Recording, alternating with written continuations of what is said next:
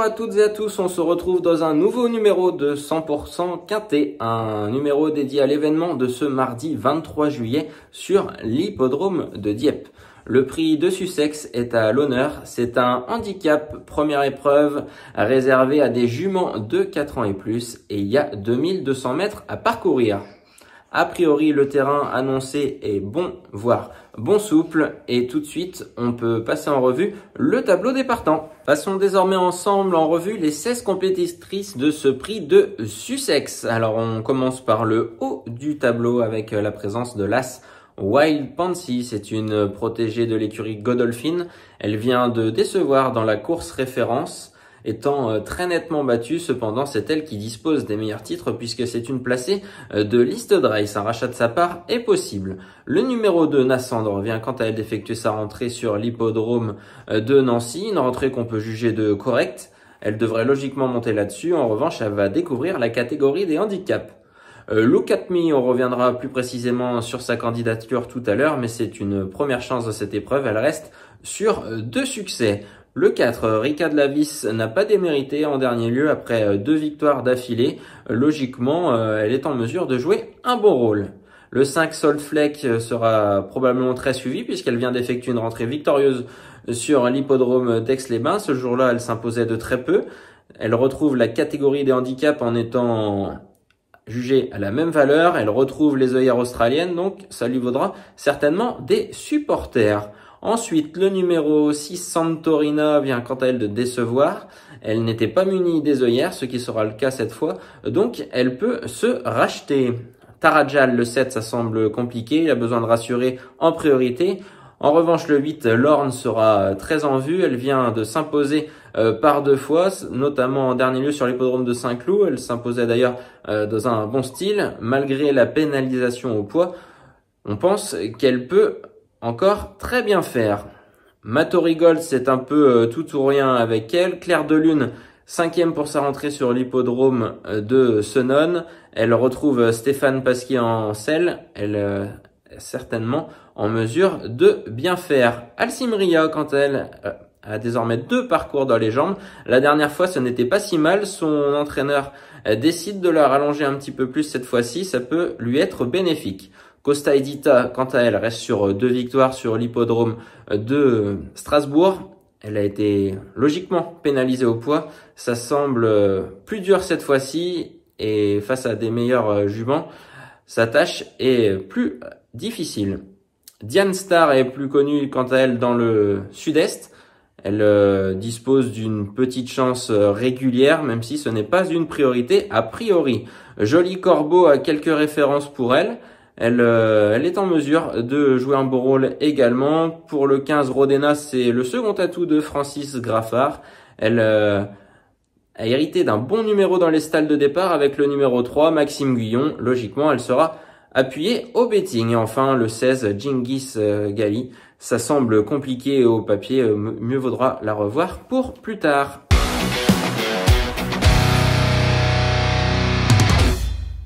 Passons désormais à ma sélection 5 chevaux pour ce prix de Sussex. Alors en première position, j'ai décidé de faire confiance au numéro 8, Lorne. Alors elle reste sur 2 victoires à ce niveau de compétition depuis qu'elle a été acquise par Adrien Foissier. C'est très bien. Elle s'est imposée dans la course référence du 17 juin à Saint-Cloud. On revoit d'ailleurs ce prix Magic Night ce jour-là.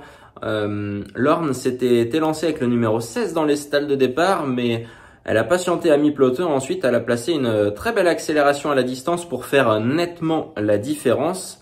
Elle a été pénalisée de 3,5 kg sur cette victoire, mais la manière était telle qu'on peut s'attendre à une confirmation de sa part malgré une pénalisation au poids. C'est de nouveau la monte de Jackie Nicolo. Et pour Adrien Foissier, les statistiques sont excellentes puisqu'elle a été acquise à réclamer au printemps et depuis c'est 6 courses pour 2 victoires et 2 places, soit 67% de réussite.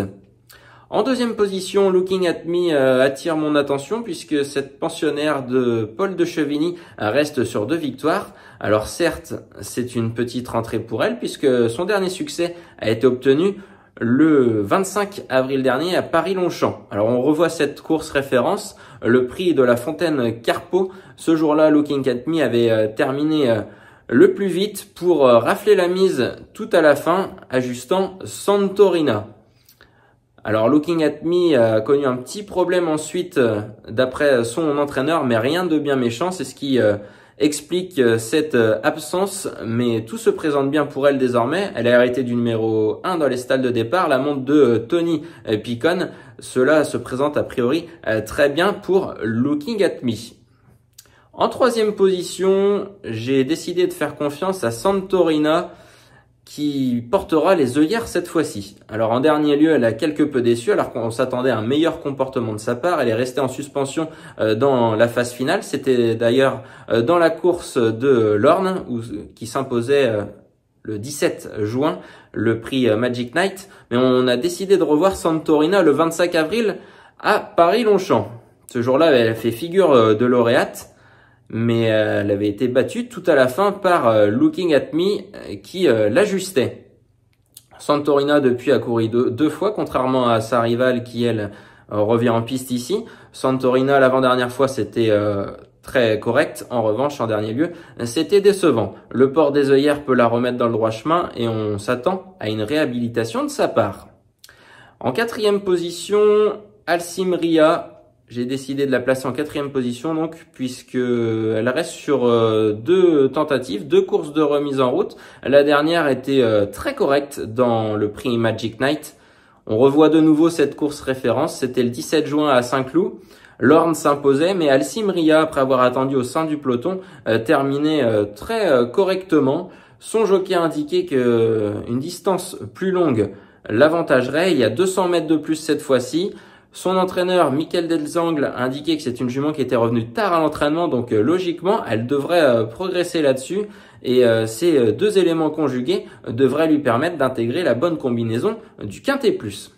Et ensuite, mon cinquième choix, c'est Rica de la Vis, l'entraînement de Mario Baratti. C'est une jument qui s'affirme au fil des courses.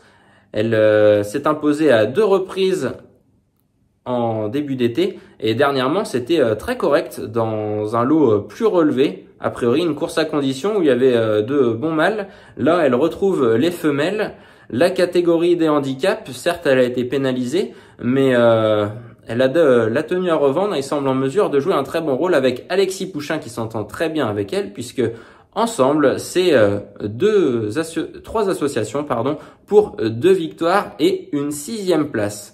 On revoit d'ailleurs cette Rica de la Vis dans le prix du Palais Bourbon. C'était le 16 mai à Paris-Longchamp. Elle s'imposait de bonne manière, étant très accrocheuse. Et dans cette catégorie des handicaps, elle semble avoir un très bon rôle à jouer, surtout en retrouvant les seules femelles.